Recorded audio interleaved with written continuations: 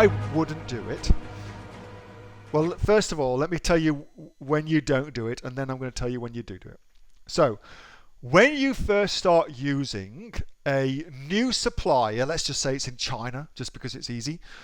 So you've got a new supplier on China, they've sent you a sample, you're happy with it, you've made your order, and you've paid your money, and then the supplier in China wants to know where to send your stuff. Now they can send it directly to FBA for you. No worries at all. You can just get it sent directly from the factory in China, right the way through. Ooh, bloody hell, burping.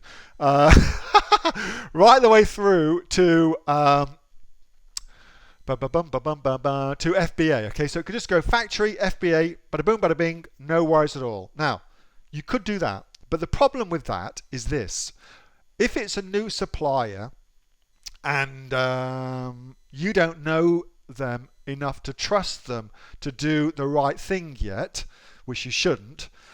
Trust is earned, not given. And so if they send your products directly to FBA and it turns out the sample was different to the actual ultimate product, which happens, then you've then got all of your products out of China into Australia, sitting in FBA, and you've started selling them. That's not good. You're getting complaints. The product's crap. It doesn't work. Whatever it might be. That's not good. And I'll tell you, it is very, very difficult, nigh on impossible, to get your supplier to refund the order and to take the stuff back. Because as far as the supplier is concerned, as soon as it left China, it was all your responsibility, and they are 100% correct. As legally, as soon as it leaves China, that's your stuff, not their stuff. So don't do that. Instead, what I do is I usually get somebody in China to check the stock that's been sent. So it goes from China factory to a stock checker. Somebody like Shano at Sample Checkers, for instance, will do that for you. Or China Division will do that for you. And what they will do is they will check every fifth package just to see if it's okay. So they'll just check every fifth package just to make sure the quality's there, the quality's as expected, there's no problems with it. And then they will then send it on to FBA for you. That's a much better way of doing things. It is ludicrously hard to get them to refund once it's left China. But if it's in China still, they, strictly speaking, still own the product. That's the whole point of what's called FOB, free on board. Once it gets to the port and goes through the port in China, then it's yours. But before that, it's theirs. So that's a legal part of the equation, and that's why I suggest you check it first. Once you've built the relationship with them and you've had the first one checked, then you're good to go.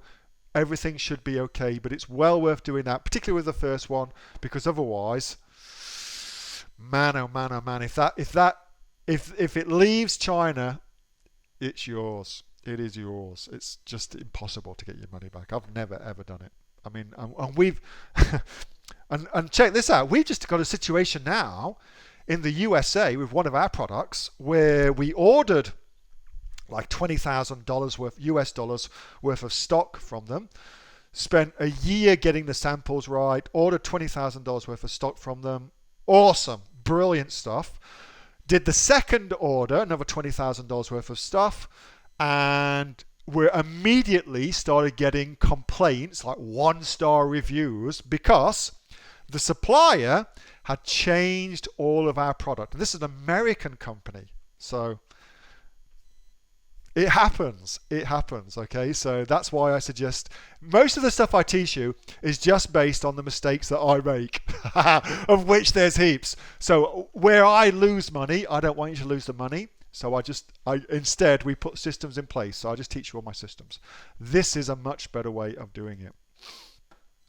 And I would imagine you'd probably get your first 2 orders, definitely your first, maybe even your first 2 inspected. That's what I would do.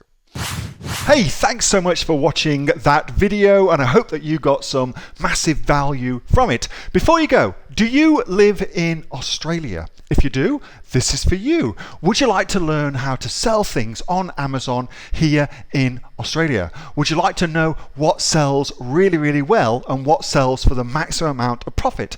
Would you like to know where you can source those products from, whether that be in China or here in Australia, and how to source them so you pay bottom dollar and get maximum value for what you're doing? If you do, please subscribe to my channel and like this video, and you'll learn that and much more. It's the exact same information that people like Jeff from New South Wales have used to make $45,000 a month on Amazon, that Sue, who's from the sunny coast, has used to purchase herself a brand spankly BMW every single year as a result of her e-commerce business, and the lovely Kate from Bowral in New South Wales has used to make $32,000 a year on, a month, not a year, a month on Amazon, and indeed Anthony, who makes $15,000 a month on Amazon, selling, as he puts it, odds and sods. If you'd like to learn the exact same information that they use to maximize their profits for their Amazon businesses,